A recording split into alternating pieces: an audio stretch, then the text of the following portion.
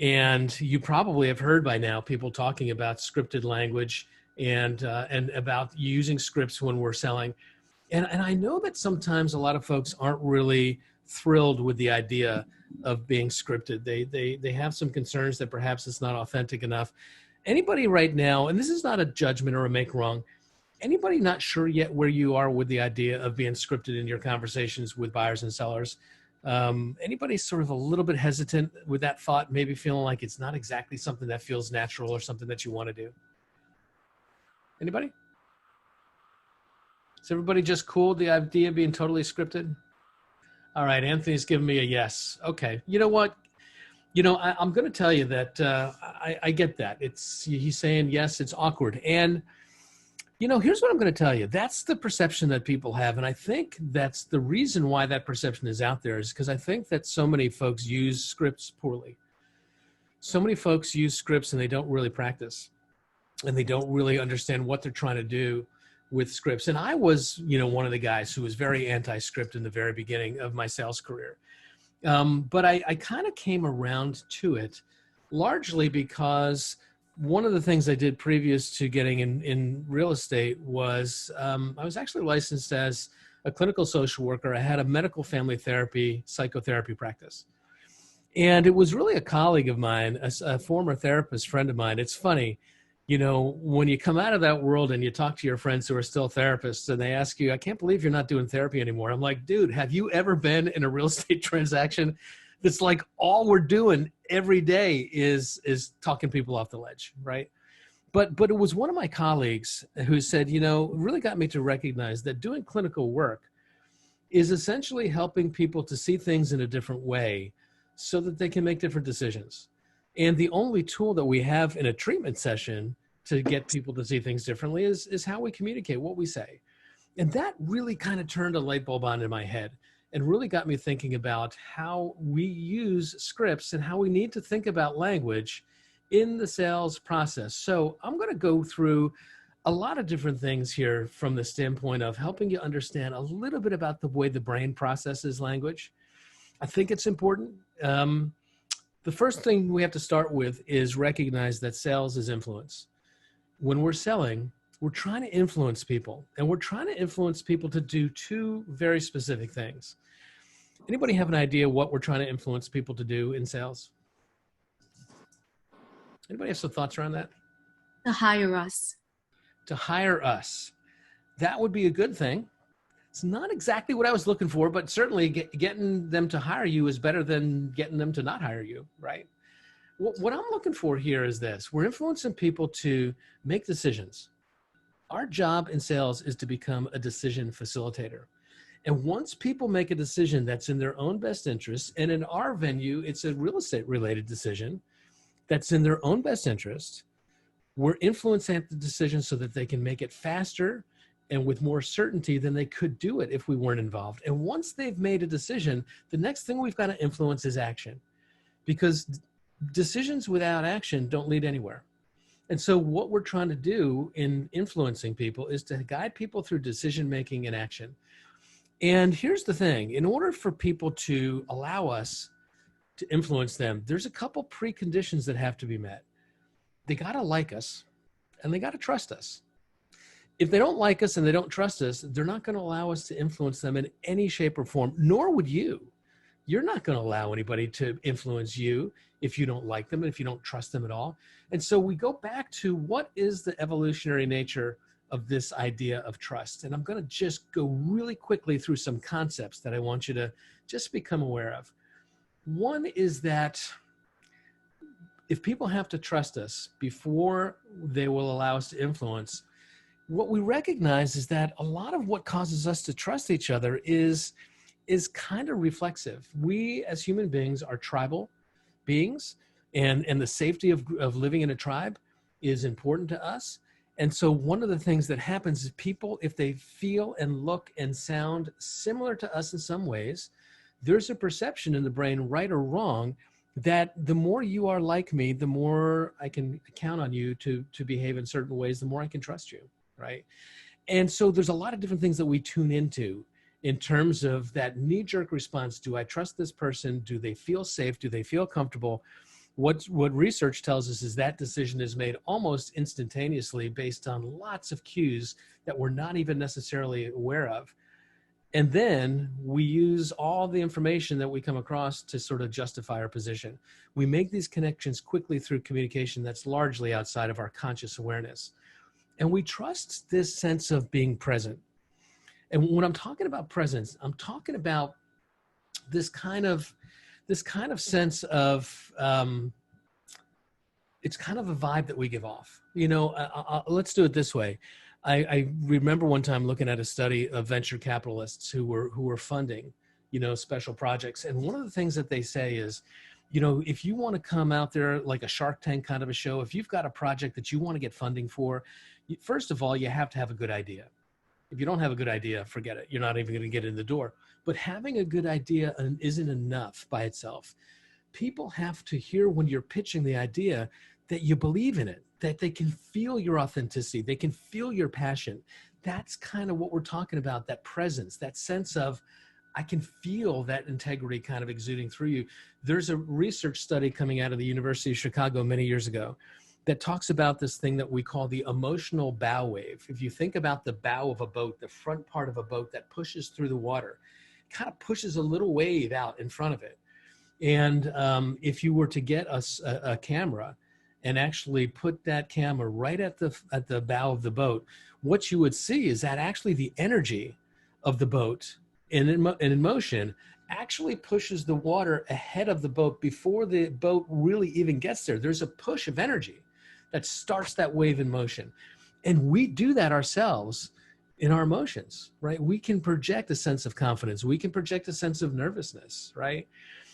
What we know is that communication is multi-layered. Only 7% of communication are the words that we say. And you're like, okay, if it's only 7% that's the words, why are you so worried about scripts? Hold on, I'll get there. 7% is the words that we say. 38% of communication is how are those words delivered? The rate of speech, the volume, the intonation, right? All of those different things, how we use our voice, they have a lot to do with how people perceive that communication. Do I sound angry? Do I sound cocky? Do I sound confident? 55% of communication is this other stuff. It's outside of our conscious awareness. It's body language. It's that sense of presence that we feel, that sense of connectedness that we feel when people are communicating. And so all of this stuff makes up communication. I touched on the venture capitalist funding. If you were not able to communicate a sense of presence, it's going to be really hard for people to trust us enough to do business with us. And so you can't really fake it. Either you're giving it off or you're not giving it off. You're giving off a sense of confidence or you're not. You can't really fake it at all. It's kind of like when you're authentic and present, people can feel it. And when you're not, people can feel it. It's kind of like a dog. I use this image of a dog with a little squeaky toy. You ever have a dog and you squeak that little dog and his head kind of cocks like this? It's like something, what's that?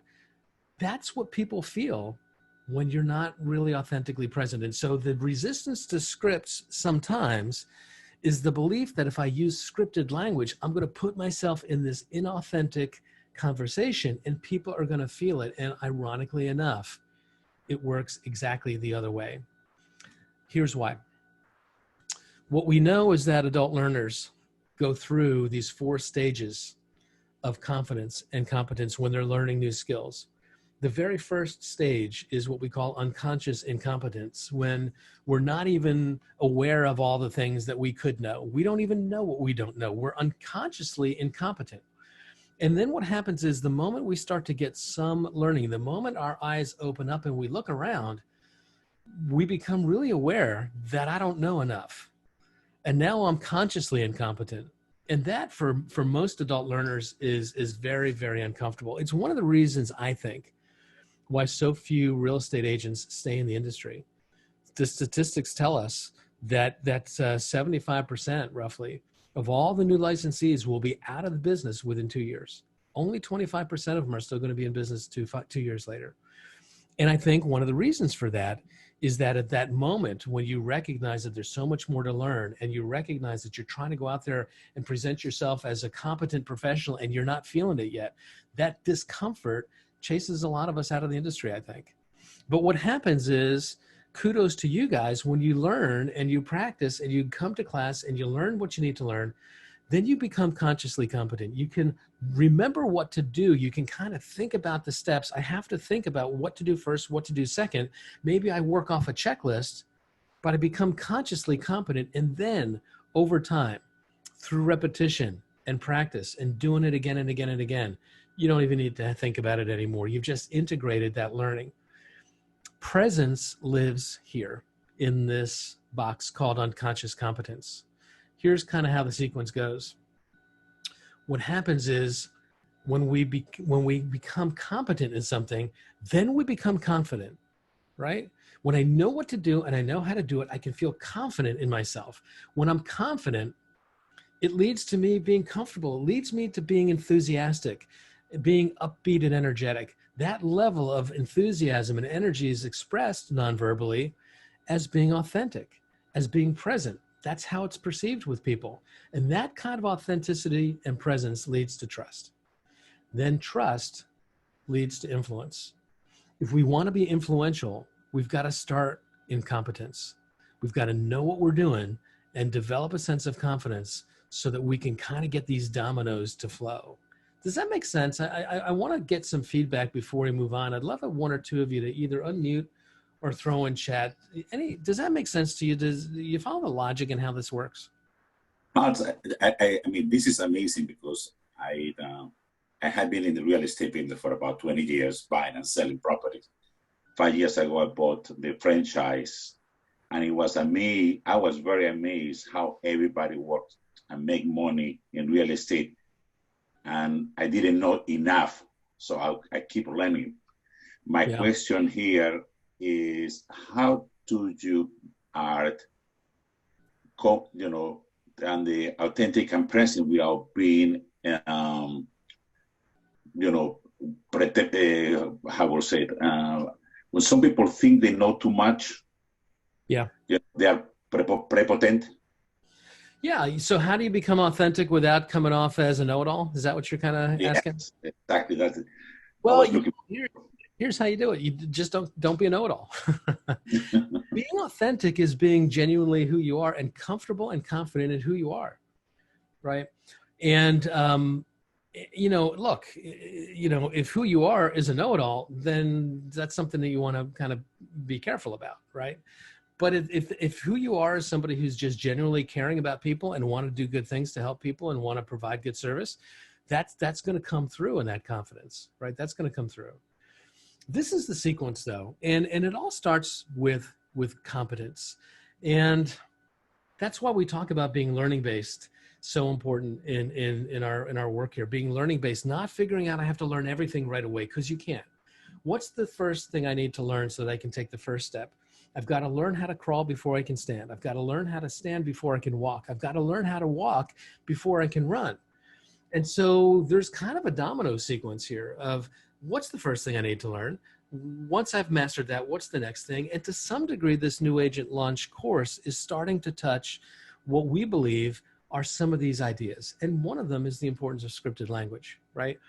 And here's why I think scripted language leads to competence. When we know what to say when things happen, when we know what to say when we get an objection, when we know what to say when somebody pushes back, then we're confident that we can handle the moment. I like to sometimes think about it this way. There's this idea that, in football, there's this idea that the players on the field in a professional sports team and professional football, the players on the field have to know every single play to memory that's in the playbook. Because when you go out onto the field, and let's think about it this way, if the quarterback and the football team they get back, they have a huddle, they say, this is what we're going to try to do. In the next set of downs, I'm going to try to get the ball to you. If you're covered, I'm going to try to get the ball to you. If you're covered, I may have to keep it, but we've got this plan. We come up to the line of scrimmage, and if the quarterback looks at the way the defense is set up, and he says, based on what I'm seeing here, that play that we just talked about in the huddle, that ain't going to work. And so what he does is he calls an audible. An audible is nothing more than audibly calling out new signals. And in the new signals, he's not making up something new. What he's telling the guys on the field is, look, the play that we thought we were going to do, we're not going to do. I'm telling you what I'm changing it to. And if you don't know what those signals mean, if you don't know what that audible changes for you, if he changes from this play to that play, you have totally different assignments. And if you don't have the playbook memorized, then he calls the audible and you're not going to know what to do. Well, a professional football player who doesn't have the playbook memorized isn't going to get on the field. The coaches will not let him go out there and create that kind of vulnerability. For us, what we have to have is our playbook, our script book, basically, our conversations kind of sketched out in our mind. I know what I'm going to say in this interaction. I know what I'm going to say when I qualify you. I know what I'm going to say when we go on the listing presentation and I talk about staging or I talk about the importance of pricing. I already have that conversation kind of worked out in my head. And then if you push back, if you give me an objection, then I know how I'm going to respond to you. And when you feel like you're ready for anything that people can throw at you, you're going to feel more confident.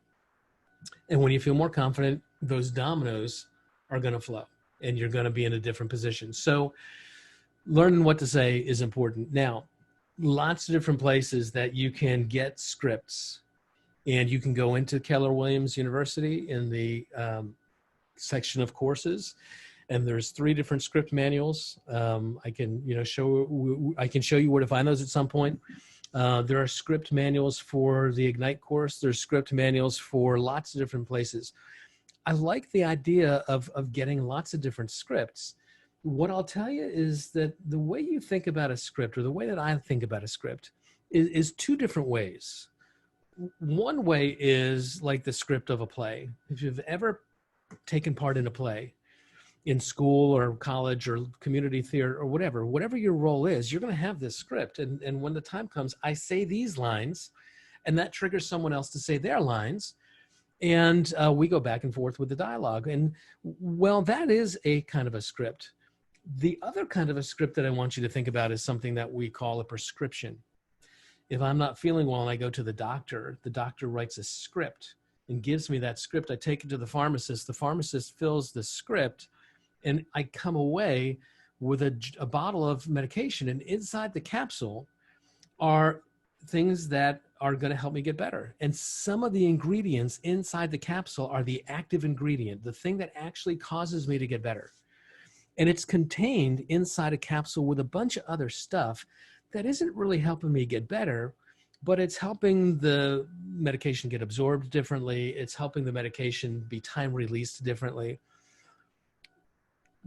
Our conversations sometimes have certain things that are really prescriptive. We have to say certain things in very specific ways to influence the brain to make decisions faster, to influence the brain to gain more clarity, to gain more confidence. And there's a right way and a wrong way to say some of these things.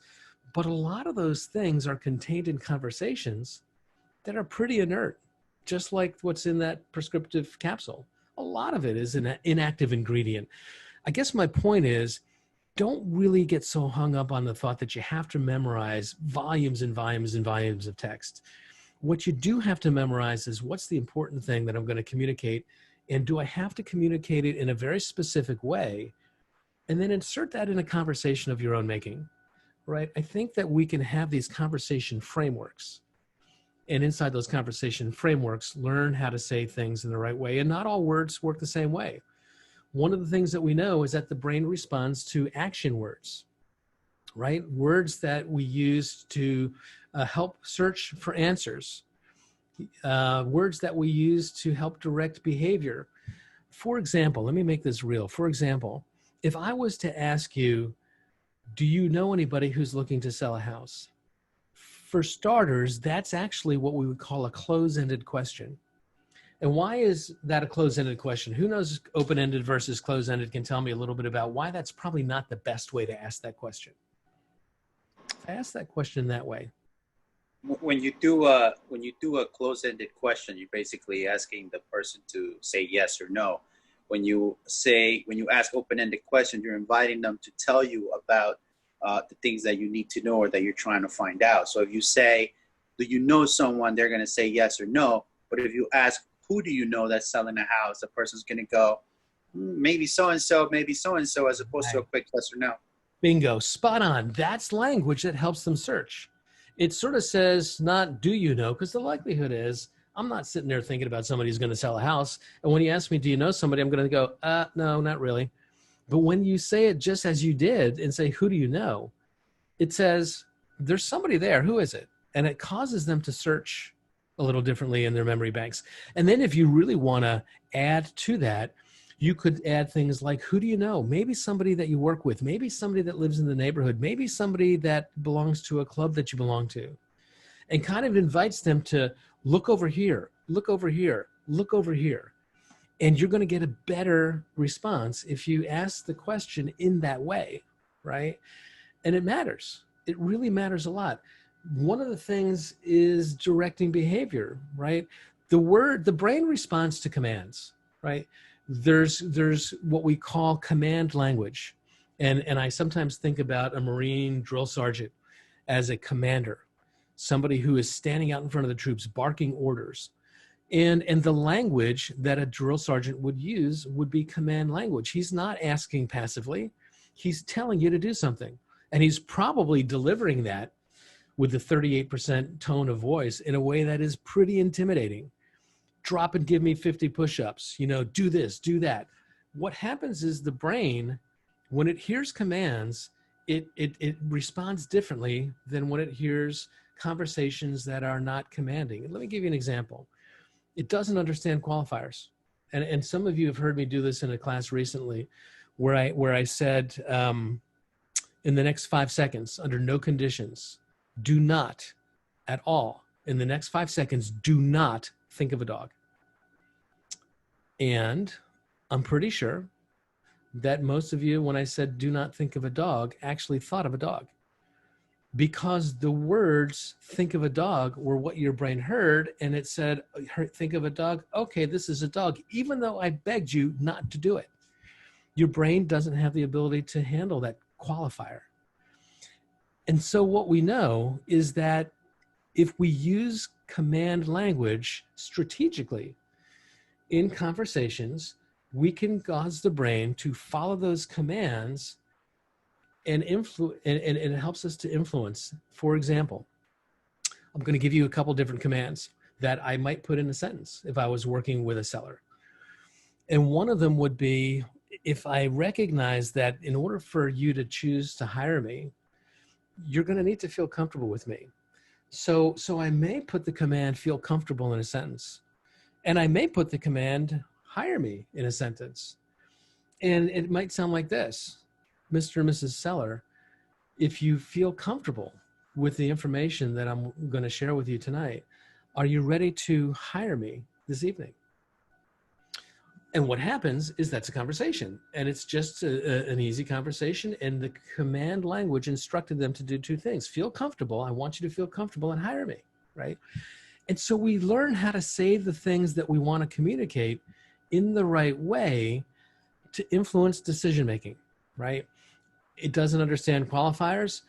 Sometimes when we think about language that has command language in it, sometimes we push back and say, that sounds too pushy. I'm not a pushy guy. I don't want to sound bossy or pushy. And so sometimes we just kind of go rogue. We know what we're trying to communicate. We know the basic idea. And so we just kind of have conversations that trip us up a little bit. I'll give you an example. In the spring market, in most markets, we have a spring market and a fall market. This year has been a total disaster because of all that's gone on with COVID. But the very best month, statistically, for a seller to be on the market in the spring, ironically, is February. Because in February, there's not a lot of other good inventory on the market yet. Most sellers want to wait until April or May to put their house on the market, with the thought that they'll get under contract in the late spring, they'll sell their house, they'll have a closing in the summer. But what happens is the buyers show up earlier.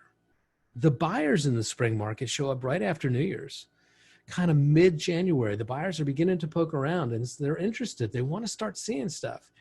And if you've got good quality inventory in front of buyers who are ready to go before there's additional competition, the force of the market is going to give you a better outcome. There is just more demand than there is inventory. Guys, we're seeing that dynamic play out all over the place right now. There is so little inventory and there are so many buyers. Just yesterday, I was having a conversation with somebody who was in a multiple bid scenario with 30 offers. The house went for $350,000 over its asking price, and its asking price was in the sevens. It went to $1.1 million. It's just crazy. It's craziness, right? The point is, in an environment like that, we would be wise to counsel sellers to get on the market earlier. Take advantage of this opportunity. And so if we're not careful about how we have that conversation, if we haven't scripted it out right, it's not uncommon to say something like you see on the screen right there. Mr. and Mrs. Seller, look, if you keep your house off the market any longer, you're going to sell for less money than you want to. If you keep the house off the market, you're going to miss the best market of the year, right? Now, is that good advice? Sure it is. We don't want them to keep their house off the market. We want them to take advantage of these prime market conditions right now. But if you look carefully at the way that those words were constructed, and we remember that the brain follows commands, there's actually two commands in there that are counter to what I really wanted to say. And they're this: if you keep your house off the market, there's the command. Keep your house off the market. That's the drill sergeant command. Do this. Keep your house off the market. Is that what I wanted them to do? No, but it is actually what I told them to do. If you keep your house off the market any longer, you'll sell for less money. There's the second command. I've commanded you now in that sentence to sell your house for less money. Is that what I want to say? No, but it is what I did say. And if we're not careful, what happens is we begin to say things that become really, really confusing for the sellers. Because what happens is this: the seller starts to say, look, I don't understand what you're talking about here. You seem to be saying that you want me to put the house on the market now, but I'm feeling like you're telling me to keep the house off the market. You're telling me that you can get me more money if we do it now, but then you tell me to sell it for less. In the unconscious mind, it's causing all the alarm bells to go off. And people aren't really sure yet. They can't quite put their finger on what is making them uncomfortable. They're just, something doesn't feel right here. And you know that this is happening because you frequently get these little code responses like, we just need more time to think about it. That's code for, I don't really know why I'm not feeling safe right now, but there's something that's causing me to not feel comfortable to move forward. I need more time to figure it out. And so when we create that sense of confusion and mistrust, it hurts our ability to be influential. And linguistically, we thought we communicated well. And I hear agents coming out of the listing appointments and how did it go? Oh, it went really, really well. You know, they just need a little bit more time to make a decision, but nailed it. I got it. And the very next day, they get that phone call that says they chose to list with someone else. And the reason was not that they weren't competent in sales, not that they didn't have a better marketing plan. The reason was because they created this kind of confusion that caused people to believe that they weren't trustworthy enough to move forward with. Don't do that. Learn how to say things in the way that you want. A better way to have that conversation would have been, Mr. and Mrs. Seller, if you list your home tonight, you'll take advantage of the best market we've seen in a decade and sell for more than you possibly would have imagined. It's just changing it up a little bit, right? So we have to learn about this, right? Then we have objections. What's an objection? Well, an objection is different from a condition, right? What a condition is just something that's really come up that we have to solve. For example, maybe what happens is you have a buyer who's looking to buy a house. He's ready to buy a house. He's got down payment money. He wants to buy a house. He needs to buy a house, but he's been furloughed right now because of the pandemic. And because he's furloughed, no lender is going to write him a pre-qualification letter. And without a pre-qualification letter, he's not going to be able to put an offer in and get it accepted. And so that's a condition, right? We have to solve that condition before we move forward. Objections are different. Objections are based in emotion. Objections are based in emotion that is causing people to be afraid to move forward. And we have to know, how are we going to resolve that? What are we going to say to cause people to feel safe again? And, first thing that we do is we don't argue. We don't fight with people. We don't make them wrong. When they give us an objection, and I don't care what objection you get, there's only a handful of them. You're going to get objections over the fact that maybe they think that you haven't done this long enough. You're going to get objections over the fact that maybe they think your commission is too high. You're going to get objections over the fact that maybe they don't like the price that you seem to be indicating is coming up for the value of their home. There's a handful of things that you're going to be ready to get objections around. And when you get that objection, what you don't want to do is dig in and prove to them why you're right and they're wrong. The moment we do that, and people do get there quickly sometimes, agents sometimes quickly try to take our clients to school. And the moment we get an objection, we're going to use our knowledge to show them why we're smarter and we know better. And what they feel is, you're not listening to me. They feel threatened again. They start to feel like you're just like every other pushy real estate agent, every other pushy salesperson. I need to defend myself from you, and they dig in. That's not what we want to do. What we want to do with an objection is we want to let them know that, hey, I don't necessarily agree with you, but you have a right to that opinion. And then we ask them to talk about it. The first thing we do is we get on the same side of the energy. You know what, Hal? Everything you said really sounds good, but I think your commission is just way too high. My response would be more along the lines of, look, I can really appreciate that. It's a lot of money that we're talking about here. I'm not agreeing with them. I'm just letting them know that, hey, I understand. That's not totally crazy. And then I get them to talk more. What is it about this commission that seems so out of line? And I get them to talk about what concerns them, what they're afraid of, what's frustrating them, whatever it is. What we know is that when people begin to talk about these things, they begin to lose some of their emotional hold over them. And once they become less emotional in the process, then we can come up with a logical solution. And so there's a couple of models in place for how do we handle objections when they come up. The first one is called APAC. It's just acknowledge, probe a little bit, answer any questions that come up, and then try to close again. That's kind of like the model that I just walked through with the commission. Hey, I can appreciate that. We're talking about a lot of money here. Probe, what is it about this commission that seems so unreasonable? And once they talk about it, once they calm down a little bit, then I can start to provide some different information. You know what, Mr. and Mrs. Seller? One of the things that I'm going to show you here is that my list to sale numbers show that statistically, on average, when people work with me, I deliver 98% of the asking price to the closing table. The average agent in the multiple listing service delivers about 93.5%.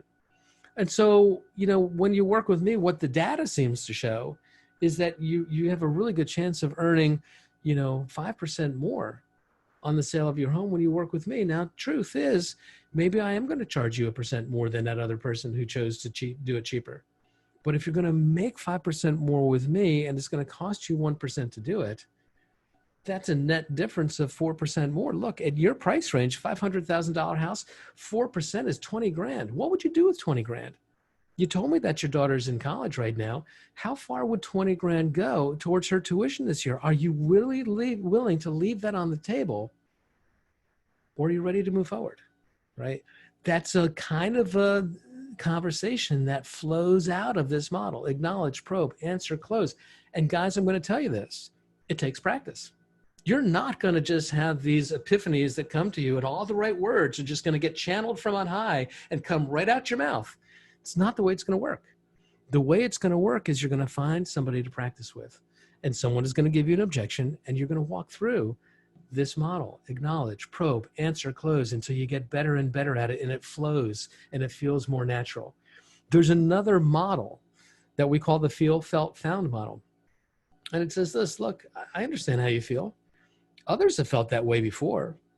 And what they found was this, and then you fill in the blank, right? With whatever information causes them to see things differently. It's a model. And if you've practiced it and you've thought about it, and when an objection comes, you go right into it, you're going to be prepared for anything that happens out there. Oh, and by the way, when you're competent, it leads to confidence. And that confidence sets all those dominoes in motion. that creates the sense of presence that we're looking for. Now, I want to share with you a couple videos here. This is a video from one of our other classes on KW University. And in order for this to work, I'm going to have to share my screen one more time here. And I'm hoping that you're seeing my screen. Right now it's a black screen. And it's Jeff Glover is one of our real script pros in the Keller Williams universe. I'm going to move my microphone closer to my laptop so you can hear him better. And let's hear what Jeff has to say about scripts.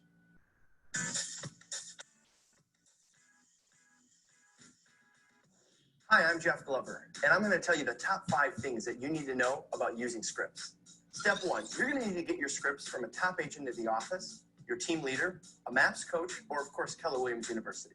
Step 2, we're going to need to do a total transformation of, instead of talking and telling, of asking questions. Selling isn't telling, selling is asking a series of questions that leads to desired response. So instead of talking so much, we need to get in the habit of asking questions. And asking questions gives us control of the conversation. Control of the conversation gives us our ultimate outcome, which is an appointment set or closing. Step 3, we need to listen with good intentions. Well, what I mean by that is we need to listen to their answers instead of just listening to them talk and asking another question that comes to mind. For example, instead of asking a seller where they're moving to and then going on to the next question, how soon would you like to be there?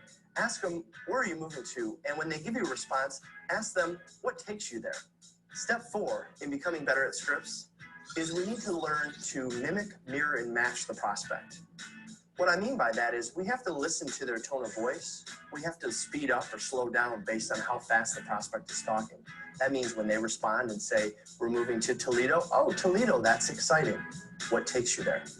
93% of communication is body language and tonality. And that means only 7% are the words that we say or the questions that we ask. Step 5, we need to take these 5 points and practice them daily. If you think of NFL teams, they practice 50, 60 hours on the practice field for a 1-hour game. Our game is our presentations and our appointments, and we need to practice daily. Everything that we've learned every single day before we meet with our clients. When it comes to scripts, my biggest aha is that everybody has their own scripts. We're pre-programmed to have scripts, and we're talking and asking questions that are scripted. However, what we found is that most of our own scripts are no good. And so we have to learn the right scripts, the right questions to maintain control of the conversation. Thanks for watching KW Connect. Make it a great day. And there's my buddy Jeff Glover. Any ahas from that? I'm curious to some feedback on. He touched on a couple different points. What jumped out at you most from what you heard Jeff say there? To practice every day. Practice every day, right? He talked about NFL teams. I remember hearing an interview one time with a world-renowned violinist who said, if I don't practice every day, I know it. If I don't practice for 2 days, the experts, the music critics know it. If I don't practice for 3 days, the audience knows it. I can lose the edge that quickly, but practice every day. What else did he say that jumped out at you? Mimic, mirror, and match. Mirror, Mimic, right? mirror, and match. Yeah. We're going to talk about that in a second. That is one of the things that we have to learn how to do. We go back to this notion of human beings being tribal beings, and that we make our decisions about people very, very quickly. And one of the decisions that we make is, are you like me? Do I think you're like me?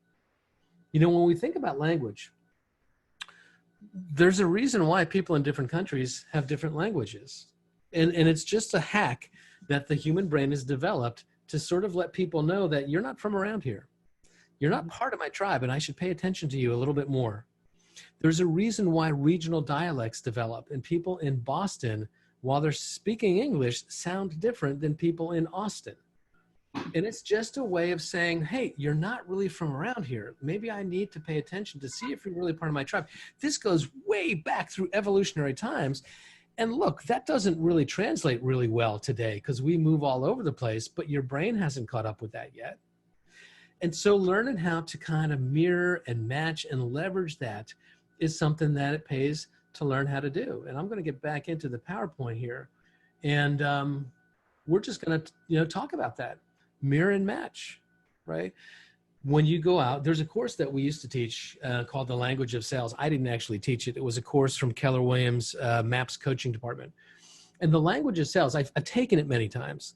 And one of the first homework assignments was when you go out into your day, try to mirror and match the rate of speech and the vocal patterns of the people that you come across. If you were to go to the supermarket and you start a conversation with the cashier, if she is speaking slowly or he is speaking loudly, change your vocalization to try to match, right?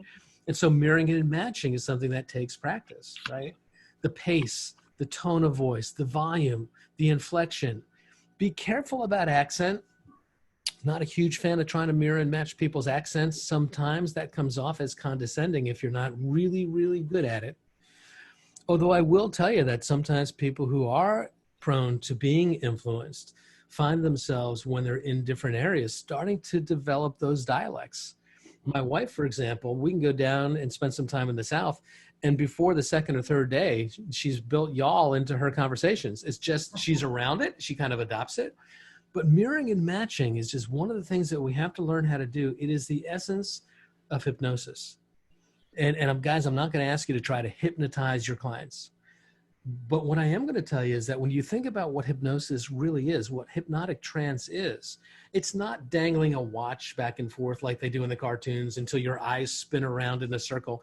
Hypnotic trance is nothing more than being so in sync with our pacing, with our tone of voice. When you cross your legs, I cross my legs. When you uncross your legs, I uncross mine. When you take a breath, I take a breath. We're so in sync that we feel so connected that you feel like you trust me because I'm so connected to you. That's what hypnotic trance is all about, right? Patterns, vocal elements in terms of patterns. We use sometimes what we call pattern interrupts. When we sort of put a pause in a sentence, specifically before a command. Remember that conversation that had command language in it. Mr. and Mrs. Seller, if you list your home tonight, you'll take advantage of the best market of the year. Those are the commands in a sentence. But when I just talk and talk and talk and talk, the brain tunes out. And if I want the brain to pay attention to the command, I would be wise to put a little bit of a pause before it and after it, isolate it. It sounds like this. Mr. and Mrs. Seller, if you list your home tonight, you'll sell it for more money. Just that little pause before list your home causes the brain to say, he was talking, I'm paying attention to something else. Wait, he stopped talking. What's going on? I pay back attention and boom, I hear the command. That's a finesse in how do we deliver these things, and it pays to learn how to do it. You know, pattern interruptions draw your attention. We use them in embedded commands. Again, let's review the sequence. When I learn how to be competent with my language, I feel confident in knowing what to do. That confidence leads to comfort. That comfort and enthusiasm leads to authenticity. It leads to presence. That leads to trust. And then I have a chance of being influential. I remember a conversation I had a few years back. I used to be the team leader in the Montclair Keller Williams office years ago. And in that office, we had a number of folks who lived in Montclair who had come out of television and theater. You know, towns kind of have their own vibes a little bit. And Montclair is one of those artsy towns. We had a couple of folks who had been television anchor people in small markets or whatever. And one guy in particular was a Broadway actor. And he was home raising his two kids while his wife was working on Wall Street. She had a great job making a ton of money. And he was being the stay-at-home dad and realtor. And I remember talking to him one time about performing. And, you know, I said to him, because he was good. He was in a play that was nominated for a Tony. He really was, he is a very good actor. And I talked to him about what does it take to kind of get in that space? Because when you go to really good theater, it's transformative. It moves you. You walk out of the theater and you feel something happening different inside your emotions, inside your body. At least I have. And music can do that. And a great movie can do that. We can feel moved through this kind of communication. And I said to him, how do you do that? Like, he says, you know, here's the deal. He says, what happens is we have to know the part so well. We have to know the lines. We have to know the idiosyncrasies so well that when we're on stage, the only thing we're doing is just flying from memory. It's so memorized. It's so burned in. I don't have to think anymore about what I'm saying. The only thing that I'm focusing my energy on is how am I connecting? And if I can focus on connecting with the audience, you're going to have a transformative experience. And it's not the same at a high school play. You can get all the words right, but they don't do that. It's not the same in community theater. They can get all the words right, but they don't do that. But you can't create that level of emotional connection if you haven't memorized and if you haven't established the competence. So knowledge is knowing what to say. Wisdom is knowing when to say it. Not always my strong suit. I am sometimes prone to put my foot in my mouth and say the wrong thing at the wrong time. But understand, how do we learn scripts? How do we practice them? Well, first you read it and you repeat it, and then you read it again. And I encourage you to, try not to learn the whole script in one shot. Again, let's go back to learning a play or learning a piece of music. If you've ever been a musician, you don't practice the entire song from beginning to end again and again and again. You work a certain passage till you've got it right. And then you work the next passage until you've got it right. We practice the first scene and then we practice the second scene. And then eventually we stitch it all together. That's the way I want you to practice your scripts. Read the first sentence, read it out loud. Really read it out loud, getting those words across your tongue and getting that muscle memory in your mouth is really important. And be conscious of your energy. I think it pays sometimes to practice while you're standing up, because your energy while you're standing up is very different. Practice with a big smile, right? Because you're going to project that. I'm going to share with you another video in the time that we have here. And this is a video that I think is just kind of fun. Anybody know Jim Parsons, the actor? Not personally necessarily, but does anybody know who Jim Parsons is? Can you see my screen here? My YouTube channel? This is Jim Parsons. He's known best for being Dr. Sheldon Cooper on television's, geeky doctor show, right? And he's talking a little bit about how he learns his lines. And he has some really interesting things to say, because when you think about Jim Parsons for a minute, Dr. Sheldon Cooper is this super scientist. And a lot of the lines that Jim had to learn were very scientific in a language that he's never learned before, right? So let's hear what Jim has to say. Okay. What's your process? This is a good question for Jim Parsons. What's your process for preparing for each episode? How do you memorize the special Sheldon monologues or complicated science terminology that you have to have? During the week, I start, I probably have them on me. I do. I make my flashcards. And this is Act 1, Scene A. And then there's my first cue line. It's from Leonard. There's the L. It says, okay, see you later. And then on the back is my line. And I pace around my house and I drill them like some sort of ballet dancer learning moves, largely because I don't understand a lot of what I'm talking about. And so I need the muscle memory to be in my mouth, at least to be really ready to go, because if I do think about it, A, the right words will never occur to me, and B, the ones that do will just be wrong. I don't want to be joined to another object by an inclined plane wrapped helically around an axis. In what way are you screwed? What's your process for preparing for each episode? Well, it's hard to follow up your process because it sounds very elaborate and efficient. Mine is not like that. I mean, I've been memorizing scripts since I was, All right, we're going to pause here a second. We're going to pause it right there and stop the screen share. But, what I wanted you to see there was he did some things very strategically. He was trying to learn words that he's never heard before, largely, and he was trying to get them in. And what did he do? What jumped out at you about what his process included? He was moving around. He was walking around as he was learning the lines, the scripts. All right. He was kind of putting some energy and muscle energy into it. What else did he do? He took the script that he was given. What's that? He had index cards to give him a cue. Yeah, Juliet, what he did is he took the script that somebody gave him and he wrote it again himself. Yeah. Because by taking those words and writing them into an index card, actually writing them, drilled them in on a deeper level, right? And he wrote them and then he repeated them out loud again and again and again. He didn't just read them, he said them out loud because he wanted to make sure that he kind of got the words across his palate. I'm going to tell you, it happens a lot. when I've learned scripts and I read them and I read them and I read them, then when the first time I try to say it, it's blah, blah, blah, blah, blah. It just doesn't come out right, right?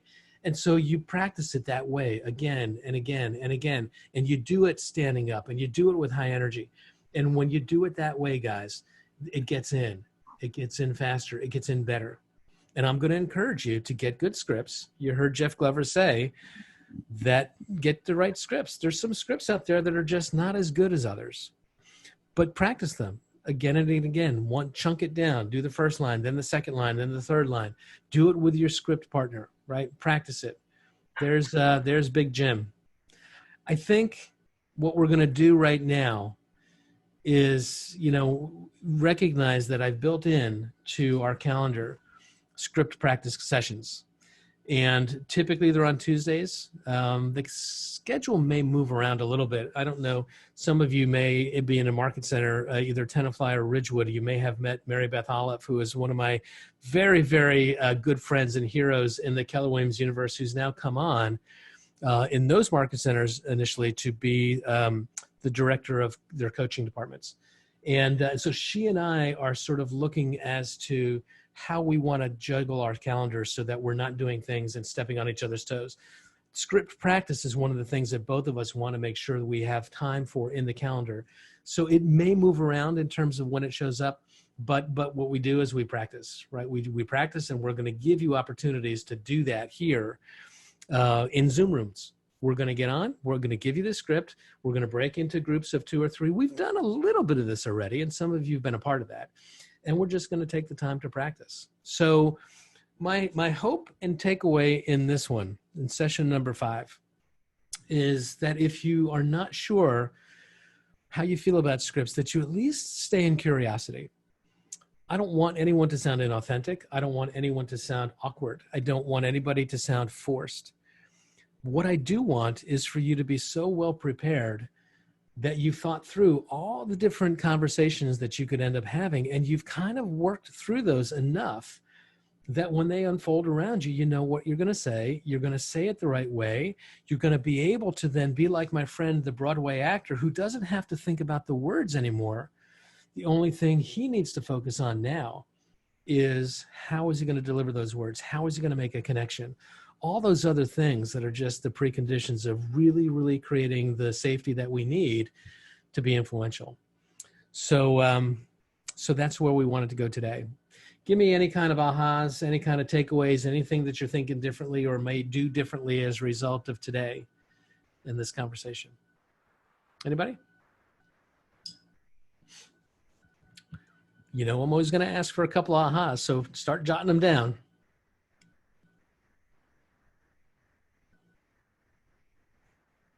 I think it was an aha moment was you pointing out the whole putting commands into it, because a lot of times we want to instruct them or guide them in a certain way, but the way we word it doesn't necessarily help us do it. But when you say it this way, you're basically putting those commands kind of like in a hidden way or in a hidden manner. You're kind of telling them what to do. It kind of puts some light for us to pay attention to the words that we're saying and how we're saying them. Yeah, and you said something that really prompts me to make a comment here, and I love what you said. You said they're kind of hidden in there. And sometimes what happens is people push back on that and say, you know what, this just feels way too manipulative. I don't want to kind of be playing these head games. That just feels like I'm manipulating people. And here's what I'm going to tell you. The con man and the salesman have the exact same skill set. They have the same tools. The only difference is integrity. Knowing how to use these tools to influence people to make decisions that are in their own best interest. That's the essence of being a fiduciary. This is not about using these tools to take advantage of people. This is about learning how to use these tools so that they can get what they want, and they can get it faster, and they can get into action with confidence. But make no mistake, the greatest con men of the world have mastered these skills, and they've used them in very bad ways, right? Any other ahas before we wrap up? I got 3:00 on the dot, so I won't keep you much longer. Well, my aha moment is that I'm going back to my prospective seller who is trying to still wait for some time to list her house. So I'm gonna back to her right after this conversation. Good. And then I'd love if you would just shoot me a text or an email and let me know how it went. Yeah, for sure. That would be great. You know what? And here's the thing. What you want to find out is what is she waiting for? Is it a condition, right? Does she have something that has to be solved before she can sell? Or is she just afraid of something? And then we're going to just try to help her solve it. But the market conditions right now in terms of supply and demand have never been stronger to get a great outcome if you're a seller, right? I see in the chat picking up the right scripts. Can you show us where to get the right scripts? Are they on Google Drive? Guys, here's what I'm going to do. I'm going to share my screen one last time. I'm going to show you where to find some scripts.